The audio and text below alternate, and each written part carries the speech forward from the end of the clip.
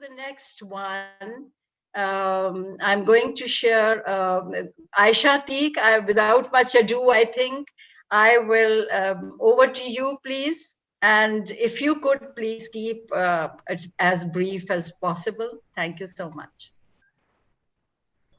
Okay. Good afternoon, everyone. Assalamu alaikum. After listening to Dr. Tahir's Shairi, I'm a bit energized now. Earlier, I was falling asleep, to be very honest. So I'll try to, like Dr. Ruxana has pointed out, that we are running out of time. I'll try to make it brief. I'll try to cover the slides as much possible quickly as I can, but I would like to focus that we should, these are the things that we all know and we all are doing that in one way or the other. It's just a reminder to ourselves that how we can boost our well and resilience among ourselves. So the first, I cannot share the screen, so Manza. Suleiman, please, you have stopped the screen sharing for me as well. So please, could you open it for Aisha? No, ma'am. Ma'am Aisha, you are already the co-host. You can share your screen. Stop. Acha, okay. Please try it now. Can share. Okay. अंग्रेजी कम पढ़ रही थी.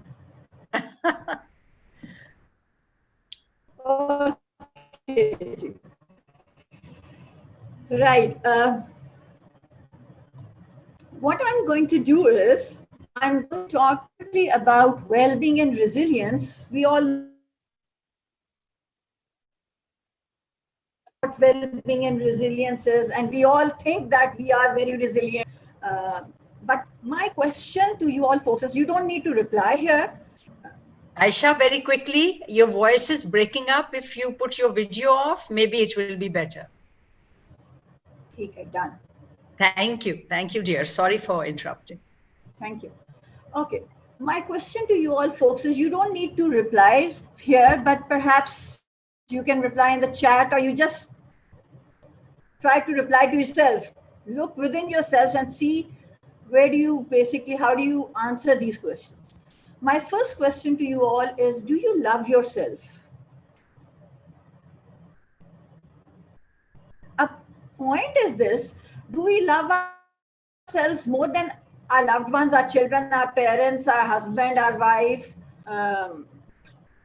or whatever, partner, whatever? When was the last time you gave priority to yourself? How important is well-being for you? Your well-being. We are not talking about well-being of your family members at this point of time. And how can we instill well-being and resilience in ourselves? How can we keep it going? These are the things that we are going to talk about. And how can we contribute towards the culture of well-being and resilience? This is a wonderful quotation which I found out. This Professor Linda Duxbury is a Canadian, and she works at Carleton University. She says that for every hour in the classroom, it's 5 hours of work outside the classroom. Oh, very overwhelming already. We already exhausted listening 2 hours, and we are thinking how to inculcate into this. So yeah, so looking at this, it seems we can relate to it. Faculty are expected to be available to their students not merely during the office hours, but via email, social media as well, which results in a daily avalanche of requests on their time and attention. With the hours students keep, academia becomes a 24/7 job. This is something which I noticed during the spring semester. I tried to handle things differently when I was working, when I was teaching summer semester. There's another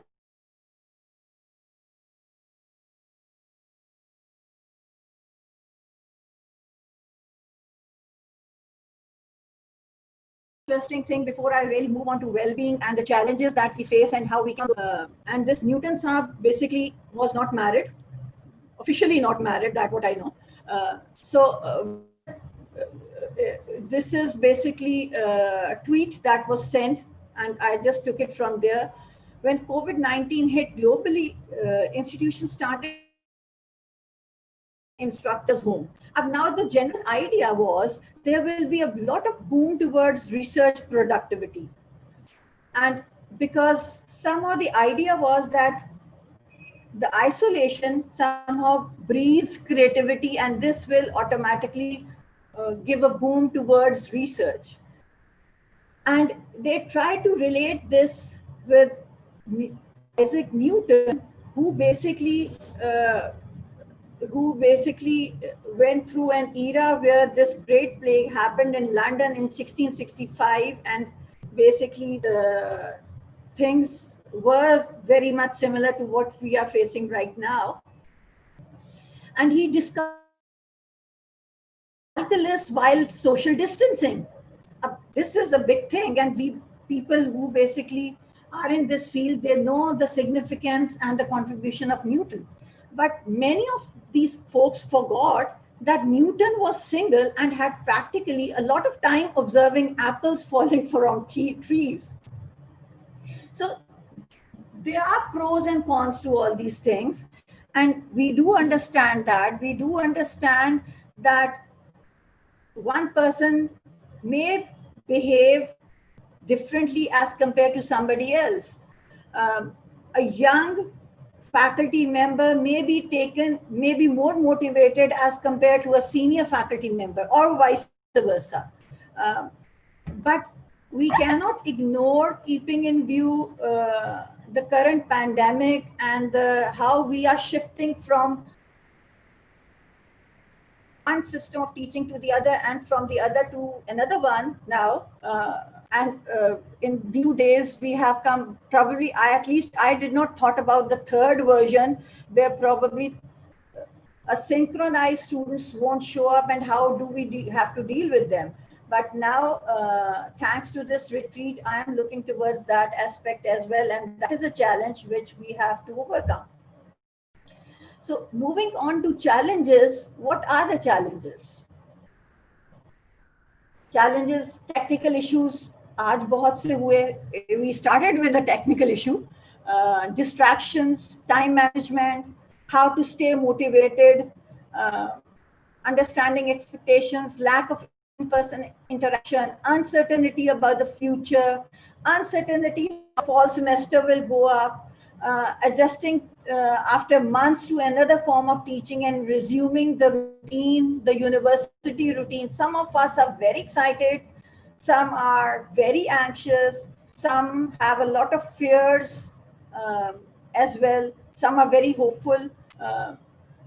How do we follow, and how do we make sure that others follow SOPs so that we are safe and others are safe as well?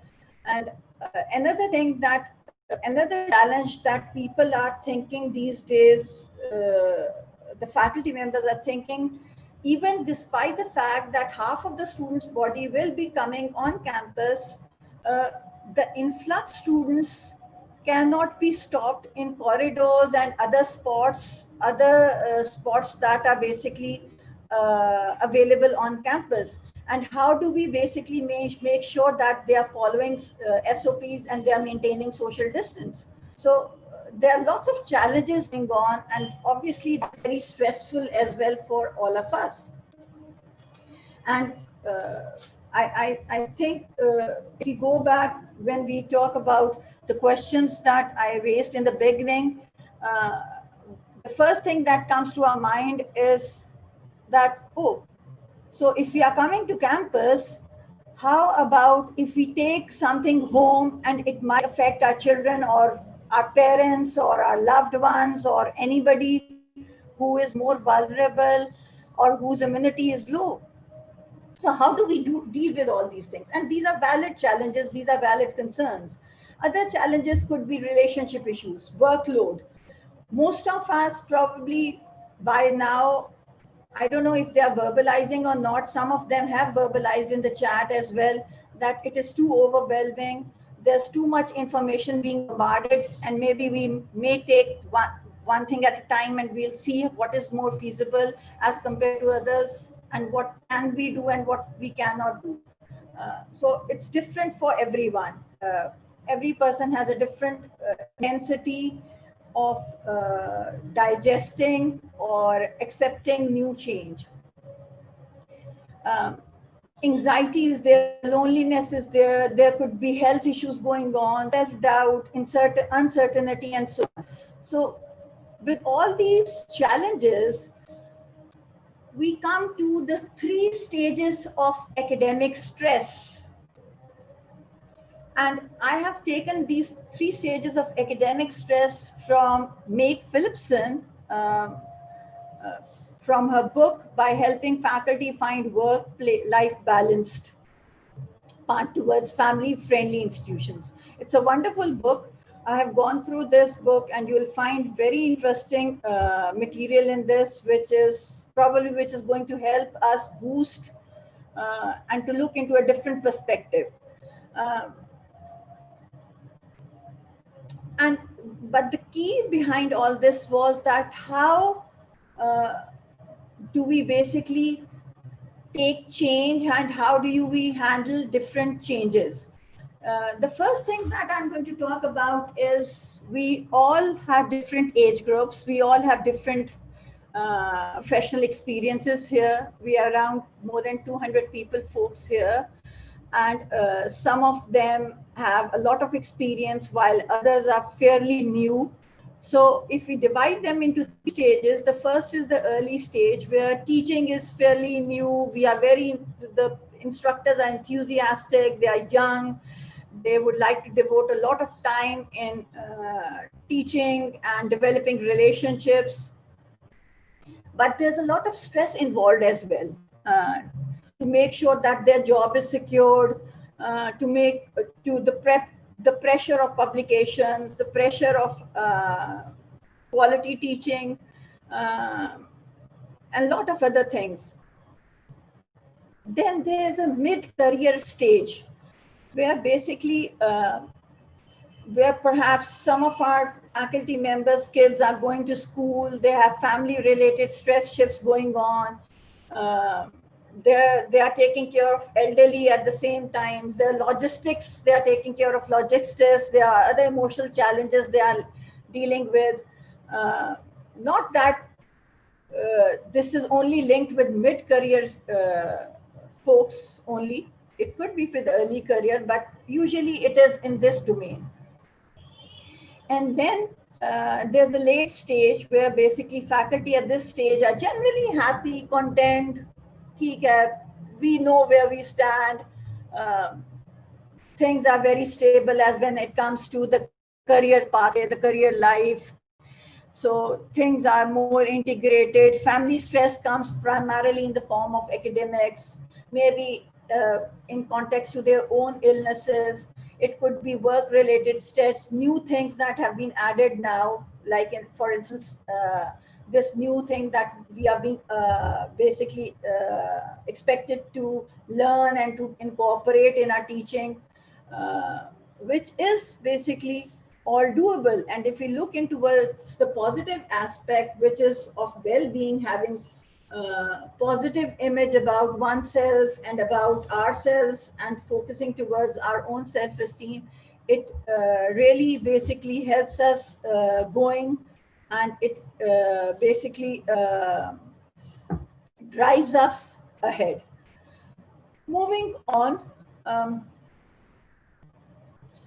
another thing which I would like to talk about, keeping in view the challenges and the concerns that we have in our lives as faculty members, as instructors, and keeping in view that we are coming back after many months and we will be going into a blended teaching format altogether, which is a different format. Some people, we are having concerns of, do we have a laptop? Do we have proper gadgets? How do we manage the 3 different modalities of teaching and all these things. I would really focus on the steps that help us find harmony in this. And the step 1, which is going to help again in well-being and resilience, is don't balance, integrate. When we balance is a teeter-totter thing. Either we are going this way or we are going that way. So we are continuously in that stage where we are trying to basically keep a balance between both sides. We are hovering in the air. On the other hand, if we try to blend in, if we try to integrate, things will be much easier. Another step could be looking after yourself, looking after oneself. We need to understand that an academic career is a marathon. It is not a sprint. It is not something which you will be achieving or which you will going top on the 12th floor within a week or within a semester time.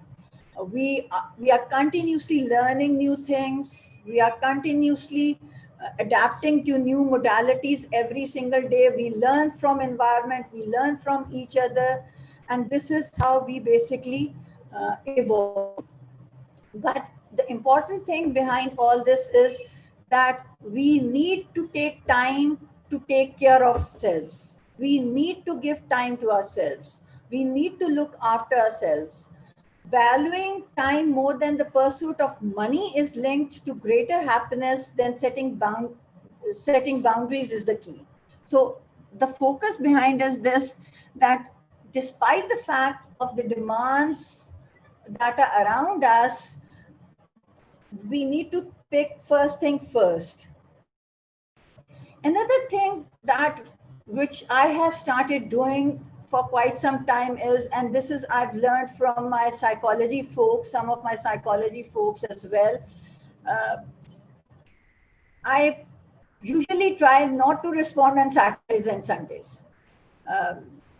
I leave some time for myself. And then again, another thing is, if we move on to step 3, which is sweep your inbox clean. Ditch it. If it's not worth replying, don't bother replying to every single email that is coming in. But again, this does not mean that we are not going through the emails. But we need not respond to every single email. Deal with it. If you can respond to it in less than 2 minutes, do so. Otherwise, let it go. It's okay. Delegate things. So if it's necessary and if it's meant for you only, then respond. But if it's an email that is more like a buzz or that is more like an information that is being sent to everyone, we don't need to acknowledge and thank you for that and send it to everyone, and everyone is checking that email again and thinking out, oh, I did not respond to this email, I should also respond to this email. Defer it. If an email fits in a particular category of responsibility, committee work or PhD thesis supervision, for instance, then file it away where you can easily retrieve it later on. For example, if you have to conduct vivas or if there's basically some interviews going on or something of that sort. So there's a different category for that. And you basically, then what you do is you block off time to address those kind of responsibilities that will be waiting for you. The fourth is enliven your classroom. This is something which we are all trying to do, and probably we have been trying to do for quite some years now, but now it's all the more important. With new technology that has come in, and the COVID-19 thing has made us learn many new things. So where we have lost a lot, we have been deprived a lot, we have suffered a lot because of COVID-19. I would say we have learned many things new as well.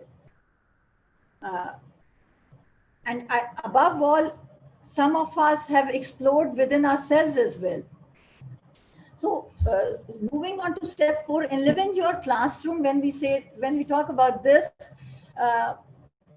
with the advent of blended teaching, this semester, we know that half of the students will be physically in class, while the other half will be virtually, basically taking online classes, and some of them, and then there's a third category as well, which probably will not be able to do so for whatsoever reasons. And how do we have to blend in with all these things? So if we start improvising, and if we start thinking of new ways of how to interact with students, and this is something which many of the speakers have already talked about today in the morning and yesterday as well, that how we can basically improvise and how we can basically use technology and invest it in a meaningful way, and which is rewarding at the end as well. Another thing, which is a slow professor strategy, this is something which I think we should all follow in some way or the other, to whatever extent we can. Discard time management advice. When we look at this statement, discard time management advice is, oh, that is something which is very wrong. I think we should all manage time. Yes, we should all manage time. But if we are basically going for unrealistic and non-sustainable things, that is basically going to halt us in the long run.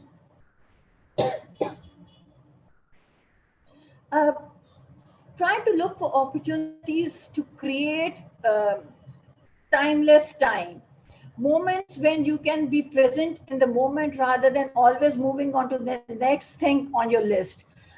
Maybe something, if you are engrossed in a book or a diary, maybe that is more self-satisfying and self-gratifying for you rather than something else. Avoid the temptation to squeeze as much as you can into your schedule. Instead, try eliminating time commitments you're not enthusiastic about, or where your presence is not essential. I think it's best that we should avoid those and we focus on things that are more needed and that are more required to do. Rediscover joy in teaching. What I have noticed is, in my experience as well, and with folks around, my colleagues and my friends who are in the teaching fraternity, is that the more we inculcate all this within ourselves, the more enjoyable our teaching is and the more pleasant we can have our teaching experience. I'm sorry. Oh. Okay.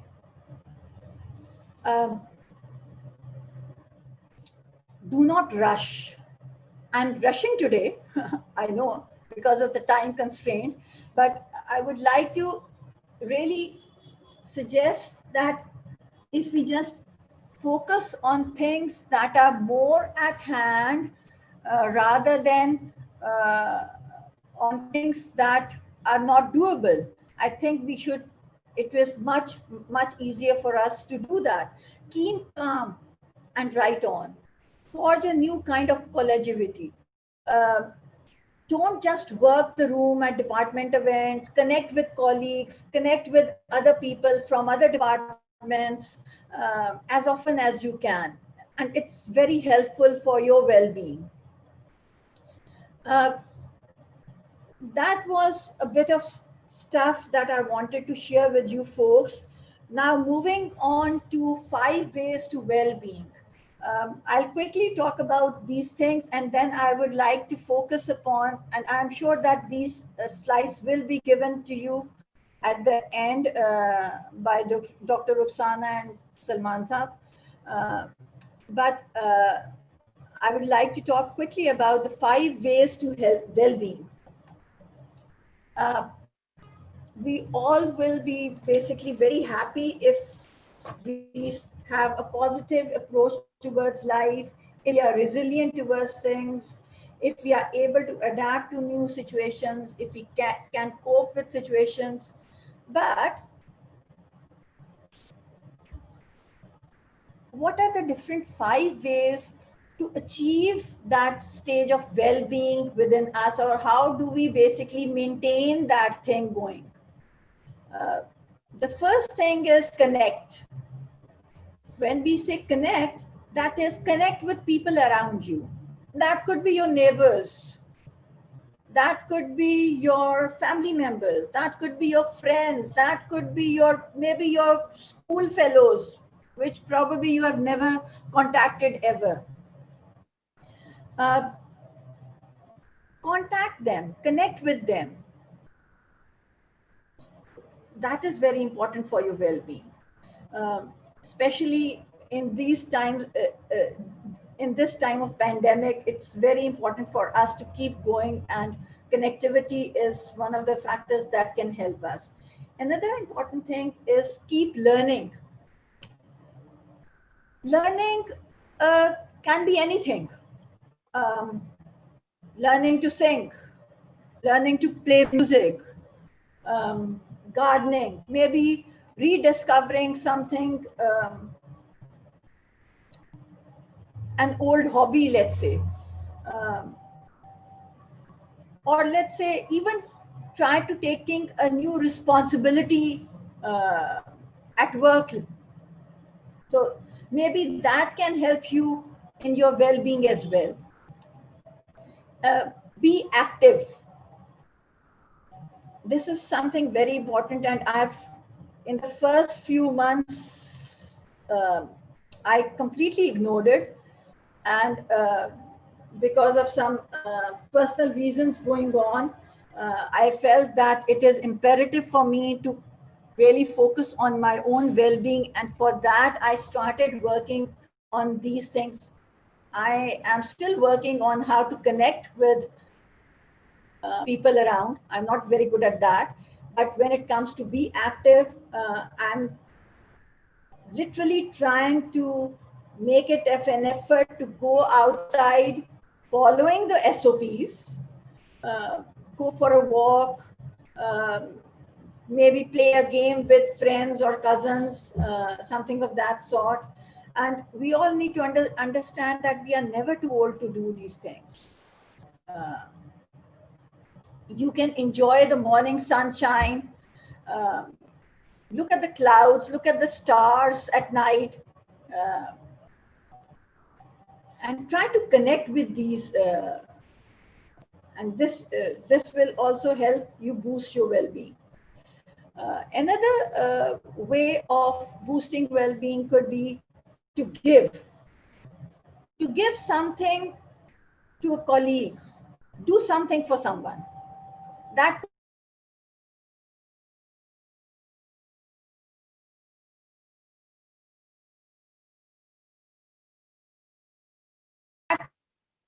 not necessary to relate it with academic. That is helpful as well. Maybe volunteering your time on something. Can you all hear me?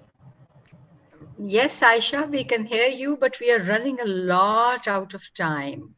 And I have no idea. I feel so bad how to sort of, where to cut corners, really. I'll try to wrap this as quickly as I can, because I want the feedback from the faculty more rather than dealing with this. So Yeah, the last one is take notice. Notice things within you. That could be physically, that could be emotionally, that could be the weather, that could be the seasons, that could be the trees. Try to savor the moment. Try to remark on the unusual things. Take notice of people's effort. Give credit to that, and you will feel something very nice from within, very satisfying from within. I'll quickly talk about the benefits of well-being. And these are the benefits. It reduces stress, anxiety, sick leaves, workload. It helps in time management. It reduces the conflicts. It basically, quality of work is basically reduced if that is the increase in job satisfaction, productivity, health is better, health is physical and mental both, motivation, relationships, quality of work. There are some more tips as well. One thing which I always have started focusing on is on self-compassion rather than self-esteem. And be your number one advocate. You need to understand that you are a human being and you are not perfect. You will make mistakes and you will learn from your mistakes. And you need to acknowledge your reactions. Take care of yourself. Acknowledge your feelings, your reactions, how you react. Let it happen. Be realistic about things. And it is going to help you in the long run.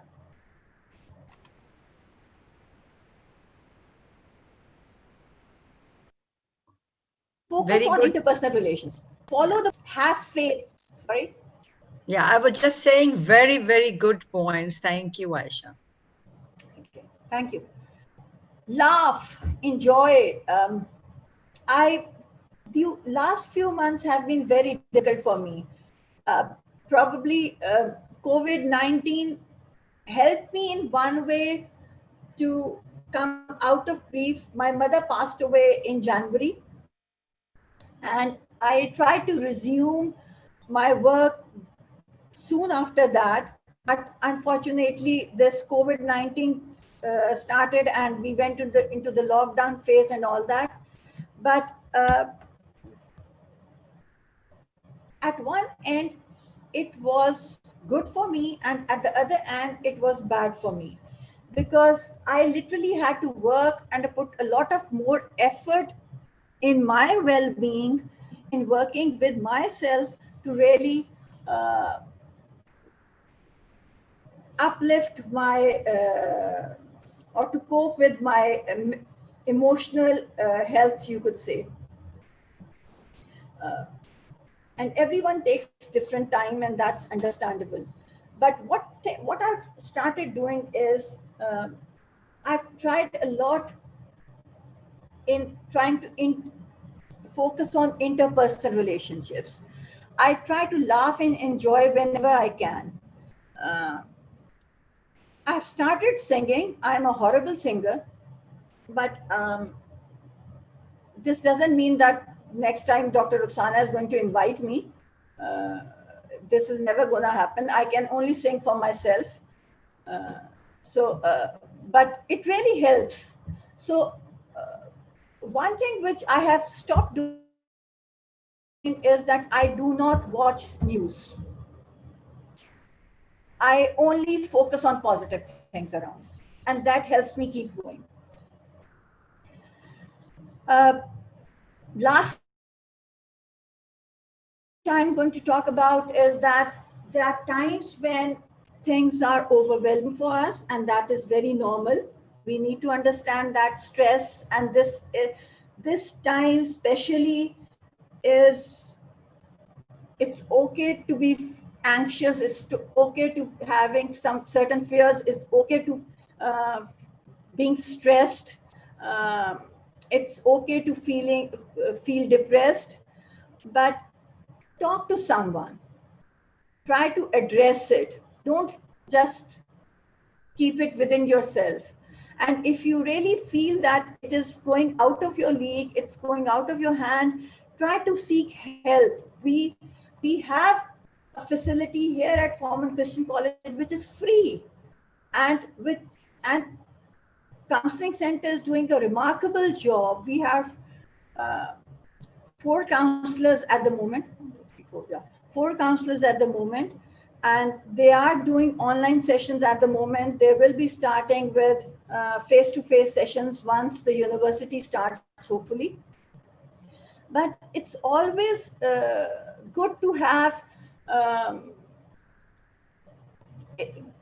someone to talk to. It's okay, and it's always better that we should basically talk to someone and share what we are going through, and this is helpful. that's all from my end. Thank you all. I wish you all a fulfilling, enjoyable, fun-filled, exciting journey in fall 2020. And I hope we help each other. Thank you so much, Aisha. Those were very good points. And like always, you made them from your heart.